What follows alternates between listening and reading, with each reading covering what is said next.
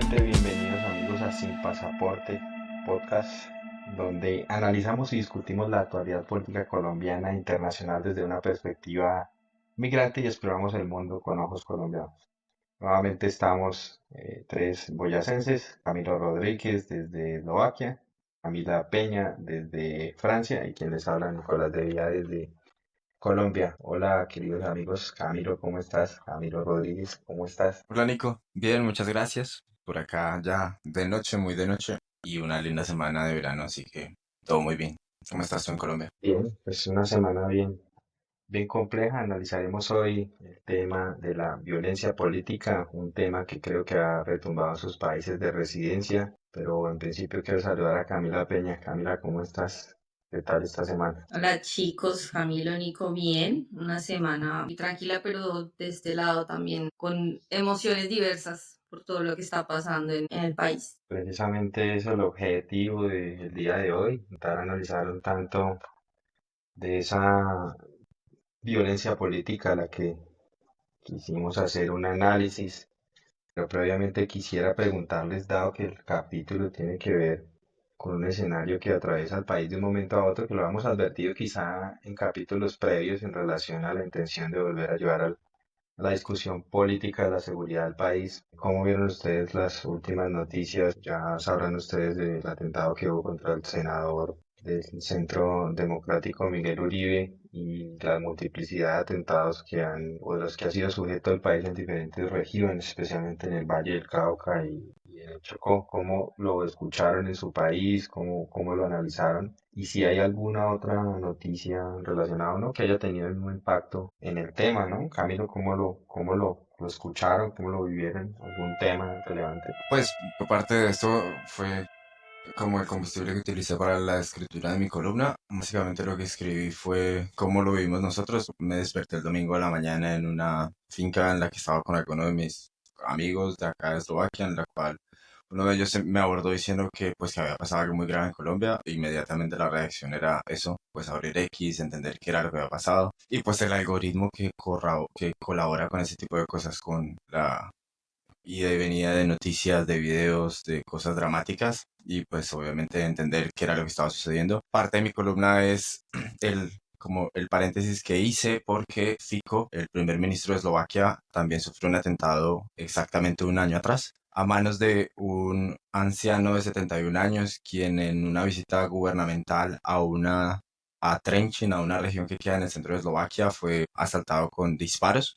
Y también fue un ataque pues político. Roberto Fico es un político pues de derecha, ha sido digamos quien ha manipulado la política durante mucho tiempo en Eslovaquia y pues que despierta algunas pasiones. Parte del hecho es que el atentado fue perpetuado por una persona de una orientación política distinta y pues eso digamos que hacía parte de una columna vertebral que me permitía poder explicarles lo que sucedía en Colombia, pero pues claro, con unas notaciones completamente distintas, ¿no? Entender que lo de Colombia es un trasegar de 200 años, de la diferencia que tenemos nosotros como países, de las diferentes posturas y visuales y visualizaciones políticas que tenemos, los sesgos que tenemos década tras década y pues la tragedia que al final lleva con el atentado del senador Miguel Uribe y candidato presidencial Miguel Uribe, que Pero, después de varios Camilo, centenares de años, él era pues terminó en candidato, prisión. él era candidato en el momento del atentado. ¿Quién es hoy primer ministro, No, según entiendo?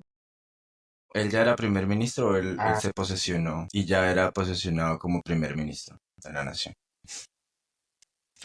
Y, y bueno, parte digamos que de toda la esencia de mi columna era eso. Yo desde el punto de vista tal y como se vivió aquí en Eslovaquia fue un execrable poder ausentarse de las voces, poder quitarse las máscaras, poder desarmar digamos el lenguaje. El primer ministro de ese entonces de Alemania también se pronunció y ese tipo de cosas digamos en la Unión Europea es muy grave. Y al final, digamos que pese a que suceden muy eventualmente, generan mucha indignación en la sociedad. Obviamente no dejaron de correr estos rumores de que habían sido fraguados por la misma derecha o que la izquierda lo había planeado tal y como está sucediendo en Colombia, pero con cierta sabiduría lo supieron manejar y lo pudieron llevar pues, con la sabiduría del momento, con la relevancia de los hechos, con entender qué era lo que había sucedido. Y pues obviamente hubo hasta revisión sobre las redes sociales porque eso también ayuda a crispar la situación y pues hubo también como revisión policial respecto a lo que se publicaba y a las publicaciones de odio a través de la web y pues al final como que el Estado en general arropó al primer ministro pese a que la popularidad empezara a crecer desde ese entonces. De la columna, muy necesaria además para hacer una analogía, ¿no? Lo que pudiera pasar de ahora en adelante en Colombia, siempre y cuando pues tenemos un país agitado políticamente siempre en dos esferas. Creo que es una de las tantas diferencias con países europeos,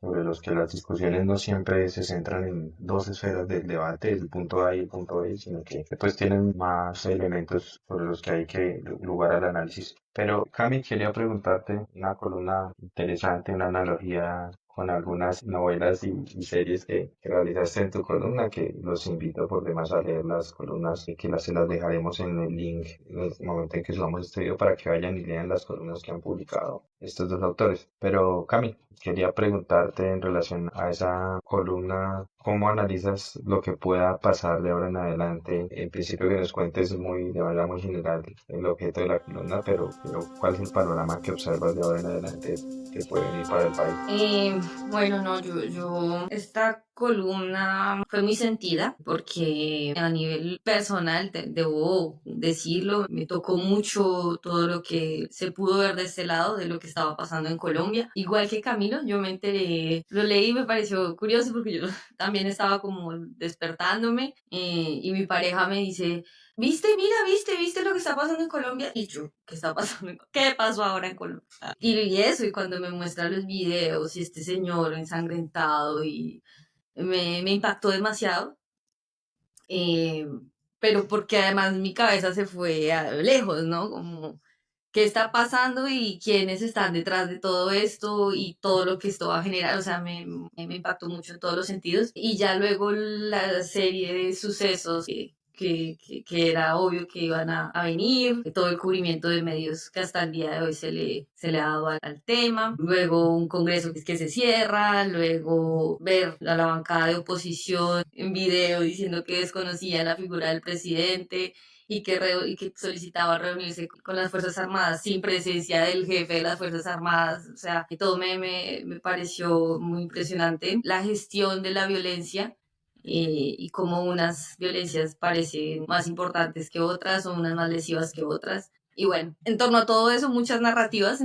En mi columna quiso recoger esto también desde, ¿cómo decirlo? Desde mi propia rabia, ¿sí? Es eso, desde mi propia rabia en un momento donde hay mucha rabia. Sí, no me quiero hacer ajena en esa emoción. Entonces lo escogí contando historias que creo que funciona mucho mejor para hacer catarsis. Y bueno, ya las expectativas, lo que viene, la verdad, no sé. El país necesita, y se ha pedido durante décadas, necesita una reconciliación urgente, pero yo, como lo veo desde afuera, es un poco desolador. Quería preguntarles cómo ven en sus países de origen y les voy a pedir que partamos un tanto de la subjetividad y analicen como si ustedes estuvieran en la posición de un habitante francés, un habitante de Eslovaquia y nos cuenten cuál es la noción que tienen después de esta noticia de Colombia, cómo lo perciben quizás sus amigos, allegados, familiares que residen allá y que no tienen nacionalidad colombiana. ¿Qué ven? ¿Qué les preguntan? Por ejemplo, frente a este hecho particularmente. Eso fue parte, digamos, de la columna. Justo yo también lo decía, era cómo le cuento a alguien que no ha estado en Colombia que Colombia es un país seguro al cual puede asistir y viajar y que definitivamente pasan este tipo de cosas. Pero pues claro, digamos que el contexto que habíamos tenido predecesor de este evento aquí en Eslovaquia habría como la discusión, ok, fue un atentado que ocurrió porque era una persona que estaba enfadada con el gobierno y demás. Pero cuando vas un poco más al interior del caso, pues te das cuenta que como colombiano no puedes decir eso porque incurrirías en mentira. Es decir, ¿cómo le explicas a un extranjero que fue un menor de 14 años? ¿Cómo le explicas que detrás de eso, pues hay muchas corrientes políticas que también están empujando de un lado y de otro y que al final no tenemos claro de dónde provienen los ataques, si fue un grupo armado, si fue un grupo revolucionario, si fue el grupo de la derecha, el grupo de la izquierda, el grupo de centro? Eso digamos que tiene un origen mucho más complejo que explicar y es mucho más difícil explicarles para ellos, pero claro, lo ven como si fuera un atentado contra la democracia, como literalmente es, esto es atenta contra la democracia y desde mi punto de vista yo ti el hecho de decir, esto no es ni contra izquierda ni contra derecha, esto se atenta contra la humanidad, es la vida de una persona que debería importar tanto como cualquier otra vida en nuestro país, como la pérdida de los líderes sociales, como la pérdida de cualquier otra persona que tiene derecho a pensar diferente. Y creo que desde ahí abordé mi columna. Entender que nosotros en la diferencia de nuestros pensamientos, esto lo único que debería hacer es poder enriquecernos cuando contrastamos nuestras ideas con el contrario. Y no por ello yo tendría que yo ir a aniquilarlo y devastarlo. Pero claro, eso tendría yo que explicarlo a lo largo de los 200 años de historia por los cuales hemos pasado nosotros en la historia republicana del país, porque siempre hemos querido anular al otro o estar parado en o querer yo tener la razón. Al final, desde mi punto de vista, para explicárselos a personas que no han vivido en Colombia, básicamente es una tragedia de un joven que decide tomar la decisión de atentar contra un candidato presidencial por dinero o por una extorsión, pero al final termina siendo es un acto de terrorismo aislado, que lejos de eso, pues todos nosotros los colombianos entendemos que es un atentado político más allá de todo lo que sucede en la superficie. Y Cami, ¿cómo es la mirada de un ciudadano francés frente a un hecho como este? Bueno, no, yo al respecto debo decir que lo primero que vi también en redes sociales, porque pues tengo igual el acceso a la información que transmiten acá, fue cuidado, a Colombia no se puede ir, si están ciudadanos franceses, por favor acérquense a sus embajadas, no sé qué, como toda una alerta en cuestiones de seguridad, no solo por el atentado a Miguel Uribe, sino también por lo que pasó en el Valle del Cauca. Entonces fue sobre todo una alarma de Colombia no es un país seguro. Y así es como lo ve la gente. De hecho, hace unos días yo hablaba con una amiga y que quiere conocer América Latina y se va a hacer un viaje a América Latina y decidió no pasar por Colombia porque dijo, no, no sé, me da miedo ir sola a Colombia. Y lo puedo entender. Yo sentí miedo cuando volví a Colombia en enero. Entonces creo que eso impacta mucho, no solo el tema de la imagen que se puede tener en el exterior, sino cómo se vive en lo real y en lo cotidiano. Pero quiero saber por qué, es decir, el temor por la comodidad que tienes estando en Europa o la noción de seguridad, porque es Sí, amplia, ¿no? Quizá alguien, cuando uno viaja a Europa y cambia el panorama, creo que es la sensación más grande que existe, ¿no? Salir a cualquier hora y sí, sentirse seguro, ¿no? sí. Sí, porque yo aquí puedo salir ahorita a medianoche sola y el riesgo de que me pase algo no es cero, pero no es del 80%, como si sería en Colombia donde no puedes salir, menos siendo mujer sola. Oye, pero mira qué interesante lo que acabas de decir. Nosotros no lo abordamos como que la situación del país en términos de seguridad fuera grave, sino como les decía, como un acto de terrorismo. Entonces, al final, digamos que en esta parte del mundo dijimos como, Mm, ok, fue un acto de terrorismo capaz que aislado, porque no entendemos qué es lo que está pasando. Sabemos que Colombia es un país, digamos, beligerante, complicado en términos de seguridad, pero este no fue el primer sí, pensamiento, no se llamó entiendo. a que los inmigrantes retornaran o a pensar en eso, no se pensó nunca en ello, y me parece que obviamente afecta al país desde luego. Yo Pero preciso, sí, justo lo que decía Camila, aquí tú puedes salir desde muy altas horas de la noche y no, pues no pasa absolutamente nada. Y la seguridad tanto para las mujeres como para los hombres es maravillosa, está garantizada. Y básicamente este tipo de cosas terminan como hechos aislados, desde este punto de vista como se vio. precisamente quiero que entremos al tema principal de hoy. Una vez leídas y analizadas sus columnas, quiero que entremos a esa noción del debate de si en Colombia existe, como lo manifestó Camilo, quizá terrorismo, que es una excepción que me parece de mayor relevancia, pero en esencia si existe violencia política, si los hechos, en su mayoría que suceden, tienen relación con esa noción de violencia política. ¿Y por qué las relaciono las dos? Porque se hace necesario establecer estos dos términos para que tengan sentido, sobre todo en el contexto que atraviesa Colombia. Y partiendo de ese debate, si quiero entrar la noción, ya hablamos un tanto del atentado, que me parece que es un hecho, pero como menciona Camila, hay muchos más. Si todos los hechos previos que hemos tenido, por ejemplo, en razón de este gobierno, que algunos de esos los hemos analizado aquí, son violencia política. Es decir, ¿por qué?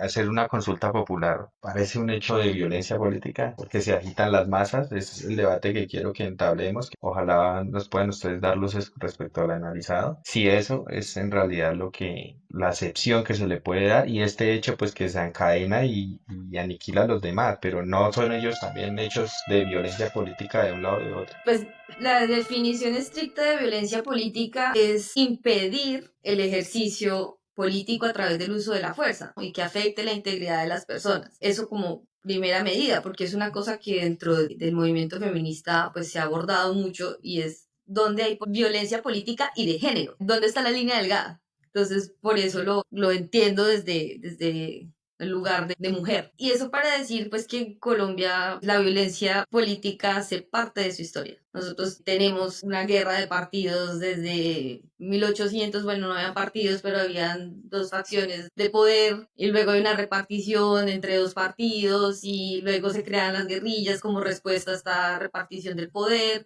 y bueno, sucesivamente. Tenemos la del genocidio de un partido político, haciendo la columna, vi en el informe de la Comisión de la Verdad que la violencia política en Colombia fue más cruda entre 1990-95 hasta 2008. Entonces no es cierto que en los últimos 30 años no hubo violencia política porque justamente en los últimos 30 años antes de la firma de los acuerdos de paz y durante el periodo presidencial, o más bien bajo el imperio de la seguridad democrática, fueron los años donde la violencia política se recrudeció más. Eso quiero decir por ahora. Yo sí creo que la violencia política y el terrorismo, digamos que al final terminan estando íntimamente relacionados en términos de que una es el devenir de la otra. Es decir, la violencia política nos ha llevado a generar terrorismo en muchas zonas y esto hablo tanto de derecha como de izquierda porque aquí no hay distinción de unos y de otros. El problema para mí es que, claro, la disonancia y el debate no pueden ser limitantes hoy en día. Es decir, que tú pienses distinto a mí no tiene que eso ser un problema para poder yo debatir con argumentos y rebatir lo que tú pienses. El problema es hasta dónde se está llevando los niveles de efervescencia y ese es el problema donde estamos recayendo. Entonces, básicamente yo también lo dije en la columna, deleznable todo aquel que utilice este acto como proselitismo político, pero deleznable también lo que se haga con la violencia política que se emita desde el gobierno. Esto tiene que ser una facción que agrupe a nosotros como colombianos hacia movilizar a movimientos absolutamente humanistas y cuidadores de la vida, que es básicamente lo que debería primar. Pero no, lo que vemos es que al final estamos redundando en hipótesis no basadas en hechos. En Miguel Uribe, salidas de los cabellos, entre otras cosas. Entonces, que Miguel Uribe quiso hacerse un autoatentado, o cosas como que es que la izquierda lo fraguó y entonces necesitaban desestabilizar el país desde la derecha. Y al final no nos basamos en los hechos, pero cuando vamos a ver nuestros actores políticos, desde todo frente ha venido una efervescencia del clima político que al final nos está afectando a todos. Y entonces ahí es cuando el debate, la disonancia pasa a tener una relevancia mayor, sobre todo en las bases populares, que lo que ven es que el reflejo de lo que nos están diciendo nuestros políticos hacia nosotros es no respetemos a los otros, no entremos a debatir, sino entremos a exterminarlos, no contemos el relato que ellos tienen que decir y solo hagámonos en nuestro pequeño segmento. Y es ahí donde, digamos, el país recurre incesantemente en estos ciclos de violencia. Sí, ha habido un llamado a la moderación, ¿no? A la moderación del lenguaje, un tema que me parece curioso porque se pide después de muchos eventos de mayor gravedad. De hecho, le voy a dejar algunas frases como vamos a hacer trizas la paz o en una marcha contra la paz decir lo que viene es plomo, plomo y si plomo hay, plomo se necesita.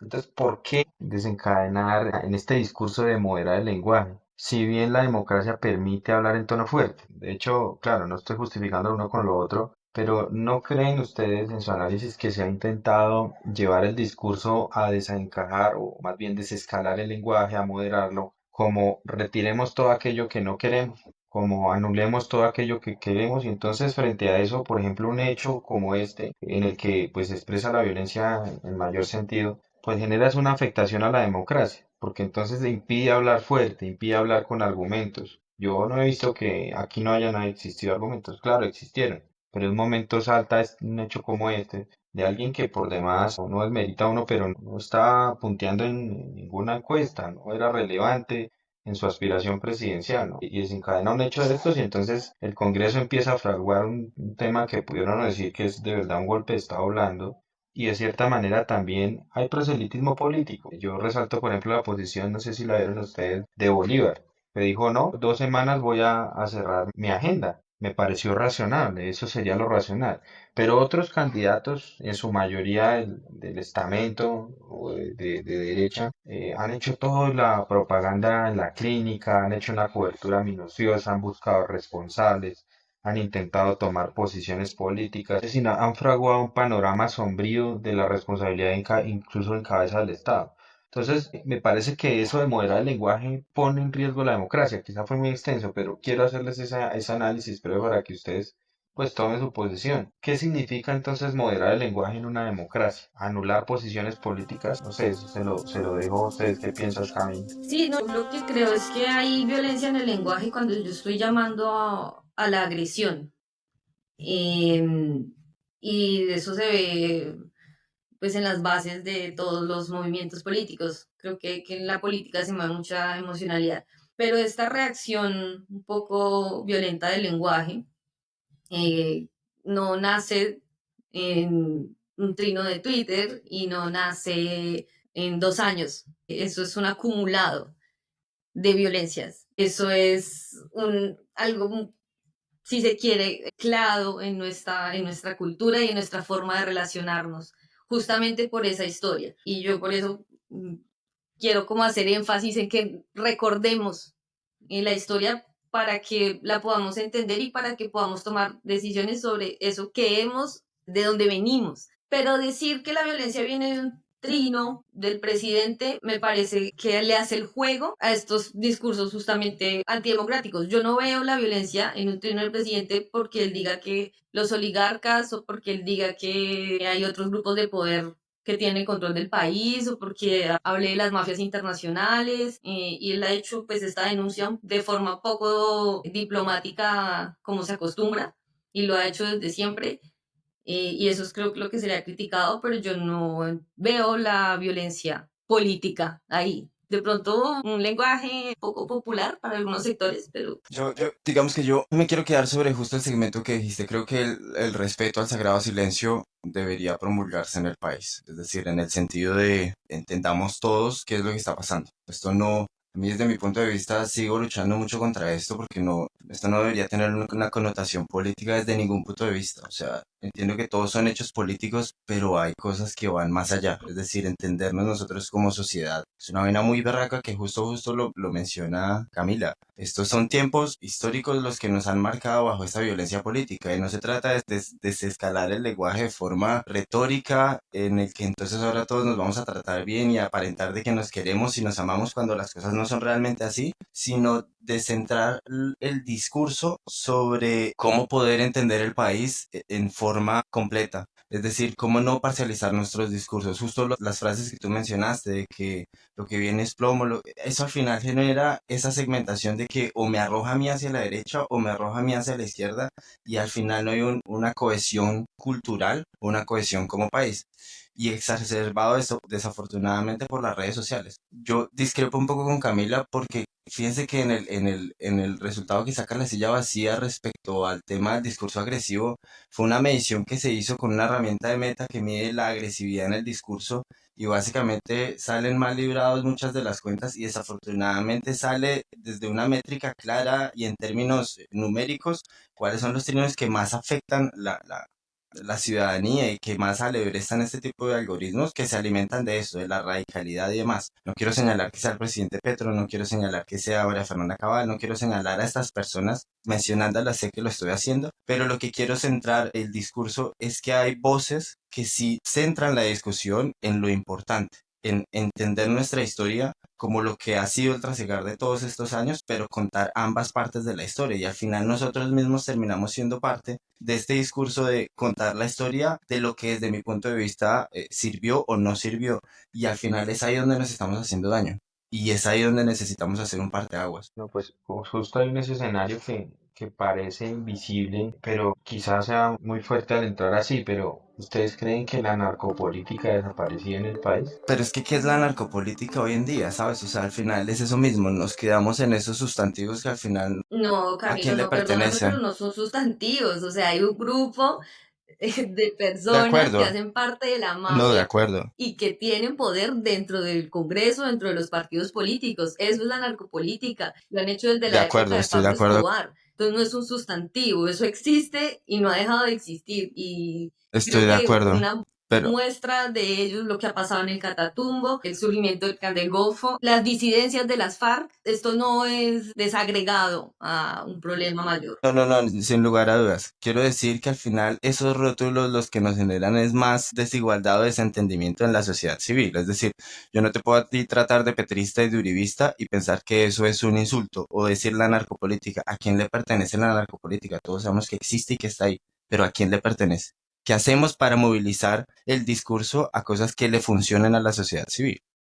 Todos sabemos que está ahí, pero no puedo decir que Pero es que entonces, ¿qué entonces Petro hace propones? O sea, no parte de ese entiendo. ¿Qué discurso. propones? ¿No lo hablamos? ¿No lo etiquetamos No, no, no. porque Es que es... justo es eso lo que analizo. El presidente ha hecho unas denuncias de narcopolítica nuevamente desde la presidencia. Ha dicho que hay unos carteles organizados y que incluso han ordenado su muerte y lo dijo mucho tiempo. Pero pues aquí todo el discurso ya no es moderado, ¿no? Ahí ya no es moderado. Pero él lo ha denunciado, no fue en razón de este atentado, pero muchas veces lo dijo antes. A mí me quieren matar. ¿Quién me quiere matar? La Junta del Narcotráfico. Y el discurso se ha intentado denunciar precisamente cómo han financiado, por ejemplo, el Clan del Golfo o otros grupos al margen de la ley, de los que no sabemos si están detrás de esos atentados, porque los entra en contexto. Sucedió el atentado el lunes, el domingo, y El sábado, ¿no? El sábado a la el tarde. sábado en la tarde, sí. Y el lunes siguiente empezaron a estallar carros, bombas, granadas, todo el Cauca. Es decir, esto parece premeditado. Lo más curioso es que las fuerzas militares no saben quién es el responsable.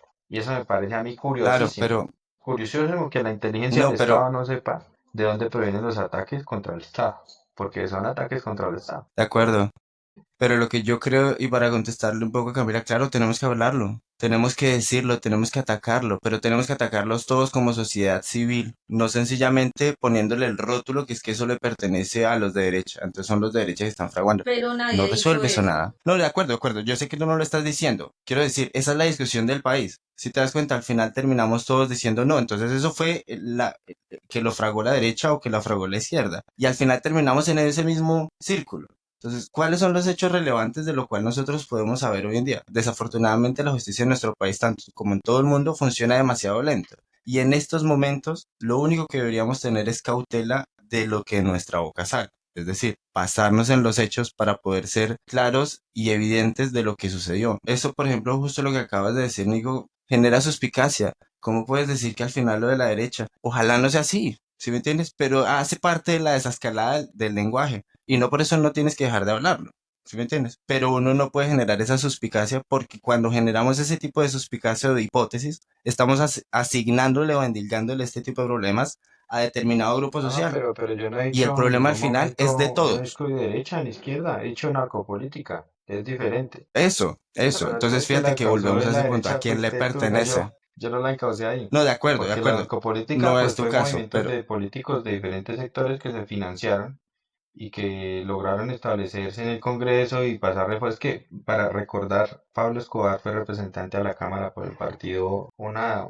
derivación del Partido Liberal, ¿no? claro, Pero es es que que fíjate que eso es lo lo más que curioso nos es queda en la pensar que memoria. con Pablo Escobar murió el tema, ¿sí? Y quizá hay que No, retomar la no, discusión y la investigación para determinar, porque han existido múltiples denuncias contra ese señor que estaba en la cárcel, que fue presidente NAME. Se hicieron alguna serie de denuncias de que tenía relación con financiamiento de los rastrojos, si no estoy mal, en Antioquia. Pero el tema paró ahí, desescaló ahí. Es decir, como si eso no se pudiera mencionar. Yo sí siento que hay un temor hoy de hablar de narcopolítica en Colombia, Sí. no solo, sino por todos los medios de comunicación. No, venga, Yo, yo, yo sigo una cuenta que los invito a ver, un periodista que se llama Alfredo Serrano, y creo que es del Tercer Canal, y hace unos análisis válidos, cómo la narcopolítica está más viva que nunca, cómo están financiando campañas, cómo a través de la administración pública están de cierta manera lavando el dinero producto de la política y cómo todos están implicados.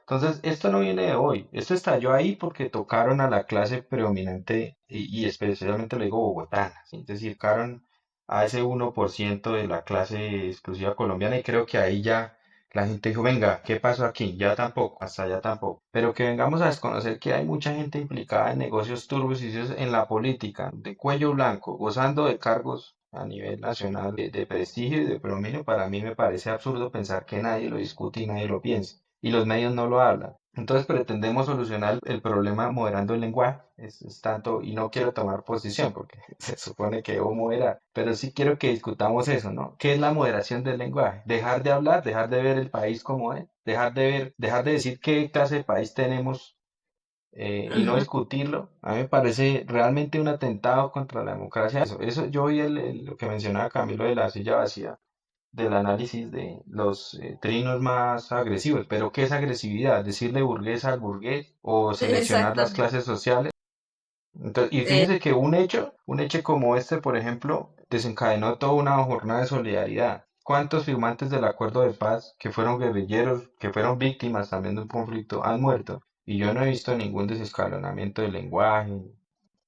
Sí, me parece muy ajá. curioso eso, un tanto eso, pero perdón, La Cami, que te ironía. interrumpo. Yo no, que me quedo pensando en esto de la narcopolítica. En enero cuando estuve en Colombia, fuimos a pasear por Medellín y estuvimos en Envigado. Yo no conocía Envigado y pasar de Medellín a Envigado es un cambio de ambiente, de atmósfera. Y me llamó mucho la atención y yo decía, venga, ¿y por qué la oficina de Envigado? Yo pensé que era porque de ahí era Pablo Escobar o alguna cosa de estas. Pues no, la oficina de Envigado es que realmente existió en la alcaldía de Envigado un despacho dedicado al narcotráfico, a tomar decisiones, a dar órdenes. Y bueno, luego ya con toda la muerte del señor y bueno, toda la persecución, pues tuvieron que salir de la alcaldía, pero siguen existiendo, siguen teniendo el control. Por eso un poco el cambio de panorama, un poco el cambio de atmósfera, y eso fue ahorita en enero. Decir que no existe, que no toman decisiones, que no están dentro de las esferas de poder, eso creo que le hace mucho daño a la democracia, porque no nos permite reconocer en dónde estamos y cuál es el país que queremos transformar. Si solamente decimos, no, el país que queremos transformar es en donde nos decimos todo bonito y todo bajito, los problemas de fondo, las causas estructurales de la violencia no las vamos a solucionar y la gente va a seguir sufriendo de indiferencia, de injusticia, de desigualdad. En los territorios van a seguir asesinando a las personas que siempre han sufrido la violencia. Entonces, sí, creo que es importante que lo hablemos. Sí, yo estoy de acuerdo con ustedes, creo que hay que hablarlo, el tema es contar la historia completa. Creo que aquí, vuelvo y lo repito, creo que tenemos que contarlos la historia nosotros como colombianos de todo lo que ha sido los diferentes procesos de paz, fatídicos o no, los diferentes procesos de violencia que se han contado. A mí sí me parece que es importante todas las alocuciones o los comentarios que uno haga hacerlos sobre la evidencia. O sea, es evidente lo de Pablo Escobar, es evidente lo que pasó en el país. Esos son hechos y son tácitos y son fácticos. Pero precisamente con esto lo que acaba de suceder en Bogotá, claro, genera mucha especulación. Y desde todos, nosotros como país, somos un país muy especulativo. Y ahí es donde no podemos recaer, porque no podemos llevar el país a que entonces metámoslo en otra confrontación de no sabemos a quién endilgarlo cuando las investigaciones se están llevando a cabo. Y las investigaciones se están llevando a cabo por un gobierno de izquierda, y maravilloso que sea así, pero necesitamos que sean esas investigaciones quienes nos den los elementos para poder Pero es platicarlo. que yo creo que estamos hablando de cosas muy distintas, Cami. Creo que tú estás hablando de lo que pasó con Miguel Uribe y de en dónde están las responsabilidades y creo que en eso estamos de acuerdo, que no pues, le corresponde a las autoridades competentes decirlo al final. Pero no estamos hablando de Ajá. eso, estamos hablando de para lo que se prestó este hecho, en lo que está pasando ahorita en el debate público y cómo eso ha tenido un impacto en la historia que nos estamos contando del país, en donde se está desconociendo 50 años de violencia y se está diciendo hasta ahora hay violencia política. Ese es el debate aquí. No quién tiene la responsabilidad de lo que pasó, lamentable. O sea, a todos nos pareció escandaloso. Es que eso no debería pasar y creo que ese no es el debate. El debate es en dónde está la real violencia del asunto y de lo que hoy está viviendo el país. A mí me parece que las implicaciones terminan una llevando a la otra y al final terminan siendo producto de básicamente lo mismo. Sí, probablemente yo estoy mucho más enfocado en lo sucedido con Miguel Uribe, con el evento de lo que genera esto en la sociedad colombiana, pero estoy de acuerdo, creo que al final sí necesitamos poder contarnos la historia general de todo el país, pero a través de la historia completa de nuestra historia, de reconocer los defectos políticos que hemos tenido, tanto de izquierda como de derecha, y poder ir hacia adelante, porque al final ninguno de los dos movimientos ha logrado resolver esa brecha generacional que nos ha tenido divididos durante todo este tiempo. Y lo vemos tanto en la derecha como en la izquierda. Y es a donde yo quiero llegar. Es decir, esto no es de partidos políticos, esto es una vaina que nosotros llevamos intrínseco en nuestra sangre y que al final nos está llevando a enrarecer más el ambiente laboral y el ambiente político de nuestro país. Y no por eso no se tiene que hablar. O sea, más aún se tendría que hablar, pero se tendría que generar el consenso de la sociedad civil sobre que todo lo que está sucediendo debería ser denunciado y hablado abiertamente, sin la disminución del volumen en términos de agresividad, que es que al final no genera nada si es que yo digo que es que hay narcopolítica, pero si lo dejo en el aire y digo que es que le indica a la derecha, pues al final le estoy haciendo un señalamiento y eso al final lo que sí genera es una nocividad en el lenguaje. Y ahí sí es donde no estoy de acuerdo, porque la narcopolítica le pertenece a todo el país en general. Y es ahí donde teníamos que atacar cuáles son las soluciones para poder resolver eso. Pero no lo hacemos ni desde el presidente con las alocuciones que dan, presidente hablando como gobierno como tal, y ni de la derecha como lo están generando, porque al final lo que están generando es eso mismo, llevando la responsabilidad de uno contra el otro y acabando al uno contra el otro. Y al final no estamos resolviendo nada de los problemas sustanciales del país. Para ir cerrando, yo quería preguntarles precisamente eso. ¿Cuál ustedes creen que es el papel de la historia en el momento que atraviesa Colombia, que fue un estallido de un momento a otro, ¿no? Hace una semana no teníamos esta condición política, no teníamos esta serie de reflexiones. Por eso el hecho es tan relevante. No sé, y por eso quiero mencionarles los medios de comunicación. En primer lugar, la historia, y en segundo lugar, los medios de comunicación. Porque si los medios de comunicación no estuvieran haciendo la narrativa como se está haciendo ahora y el cubrimiento, ¿creen que el momento social se estaría viviendo de la misma manera? ¿Cómo lo analizan ustedes? Yo quisiera decir que no voy a leer la Comisión de la Verdad en su informe. La Comisión de la Verdad, bueno, primero se constituyó como producto de los acuerdos de paz de La Habana, justamente para poner en diálogo a las víctimas, escuchar sus relatos y hacer memoria histórica, un ejercicio de memoria histórica que tiene en cuenta estos testimonios de las personas que vivieron la violencia y también escuchar a los responsables y hacer investigaciones para esclarecer la verdad. Dentro de estas investigaciones que se hicieron durante 4 años, al final, dentro de todas las recomendaciones, que no es el objeto de mi intervención en este momento, pero una que me llamó la atención fue sobre los medios. Y eso como para contestar tu pregunta, y yo voy a leer lo que dice el informe. Los medios tienen una enorme responsabilidad. No solo deben brindar la información fidedigna y comprobable y ofrecer distintos puntos de vista, sino también deben evitar la reproducción de tabúes, aquello de lo que no se puede hablar, el lenguaje valorativo y los prejuicios o la difusión de estereotipos del enemigo. Además, deben proporcionar información sobre experiencias positivas de encuentro o reparación.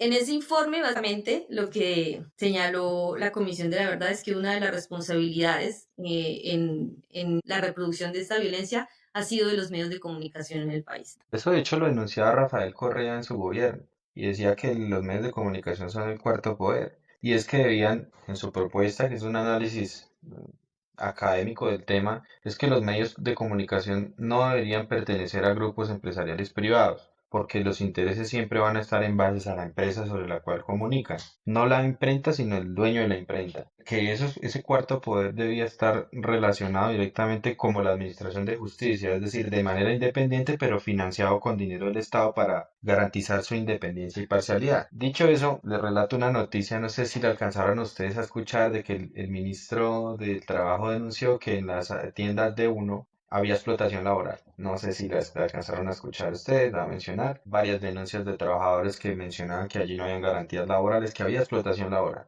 Pues los dueños empresariales, dueños de D1, que creo que es el Grupo Santo Domingo, pertenecen también a los dueños de Caracol y Blue Radio. Pues, ¿qué pasó? Se generó la noticia de que eso no existía y que era el ministro de una salida en falso, es decir, cómo manipulamos de cierta manera la información para controlarla. Y para contrastar el tema un tanto, ¿no? Este presidente se ha caracterizado porque cogió a muchos comunicadores de redes sociales, comunicadores digitales, como se denominan, y los vinculó a su gobierno y los puso a informar a través de redes sociales a la ciudadanía. Pues han saltado a todo el mundo a decir, oiga, pero ¿por qué financian a esta gente? Él hizo un viaje creo que fue a Barranquilla y los llevó a todos en el avión de la policía. No, pues eso estalló un tema complejo de los medios de comunicación. En mi criterio es una contrainformación que tampoco de cierta manera es parcial. Creo que lo hemos conversado con Camilo. Allí no hay transparencia. Entonces, de un lado es los grupos empresariales intentando comunicar lo conveniente para ellos y del otro lado el gobierno intentando transmitir lo conveniente para. ¿Dónde está entonces la objetividad e independencia de la comunicación? Por ejemplo, en hechos como este, en lo que se calla, en lo que no se debería decir, en lo que no es conveniente. ¿Dónde? Ese creo que es una reflexión que la modernidad social debe traer. Si es necesario instituir una institución como la Administración de Justicia, que es independiente de los gobiernos, pero es financiado con dinero del Estado para impedir todo este tipo de cosas. Es una discusión que los invito a ver ahí, las discusiones que ha tenido Rafael Correa con el tema. Pero sobre todo el momento que atraviesa Colombia, que se estalló en 8 días, porque dejamos de hablar de la consulta popular, de la reforma laboral, dejamos de hablar de todo. Estamos solo hablando de cómo amaneció el señor, si se levantó bien, si se mejora, si no, qué dijo la esposa, que hubo velada por la noche, que la. Entonces me parece que eso de cierta manera es controlar el momento político que tiene Colombia y hacer, se quiera o no, proselitismo político, porque ya hay una noción de inseguridad. Y yo se los advertí en un capítulo previo de estar por ahí, donde les dije, se está intentando llevar al país nuevamente a la discusión de inseguridad, porque eso favorece un sector político, ustedes ya saben cuál es. Y aquí están los resultados. No sabemos más qué pase de ahora en adelante, pero es decir, no, para cerrar, si quisiera ustedes que me den un panorama de lo que ven de fuera del país respecto a lo que va a pasar de ahora en adelante, porque desde adentro el panorama parece sombrío realmente. Es complejo intentar ver una noción, de pronto con la experiencia que pasó en su lugar de residencia, Camila, en la que usted menciona que se atacó al primer ministro y se desescaló. Usted mencionaba algo, se desescaló el discurso, pero entiendo que hubo como un control sobre las redes sociales para impedir que la gente destilara veneno un tanto así, ¿no? No sé cómo podría hacerlo Colombia con el sistema político también tenemos. Cami, ¿tú cómo ves el panorama? ¿Cómo ves que pueda salir el país adelante, ¿no? Sin tanta polarización como se menciona después de un hecho de esto. Yo quiero mencionar dos cosas. La primera es lo que yo veo en cómo opera la política en Francia, que creo que opera igual en todo lado. Y primero, estas distinciones de derecha y de izquierda, creo que ya lo habíamos hablado, pues tienen un sustento y un contenido político, ideológico, ¿no? No son solo etiquetas, sino se inscriben en una forma de ejercer el poder. Según Norberto Bobbio, que desarrolló pues, toda una teoría, la derecha está más situada en el lado de las políticas que priorizan las libertades, libertad económica sobre todo, y las izquierdas pues van a estar más en el lugar de la igualdad. Esto para decir que la seguridad tiene un lugar importante en la agenda de la derecha, en todo el mundo. O sea, no estoy hablando de Colombia, en todo el mundo. ¿Por qué lo menciono? Porque acá y en esta estrategia de privilegiar la seguridad y de crear un enemigo común al cual tenerle miedo para justificar ese discurso, pues acá a la derecha lo que juega es a pues endilgar la culpa de todos los males a la migración, y a la migración árabe específicamente. Entonces es un poco eso, como responsabilizamos a un otro ajeno y distinto de todos los problemas del país. Entonces eso es como opera la derecha francesa. Ahí lo dejo como para mirar cómo opera la derecha colombiana. Eso de un lado. Y de otro lado, pues mencionar en cuanto al panorama y cómo lo veo yo, cómo salir de esta trampa que se vuelve un ciclo de violencia. Lo señalo también en la columna que invito a leer porque me esforcé, porque le metí el corazón. Hannah Arendt, que es una filósofa alemana, judía,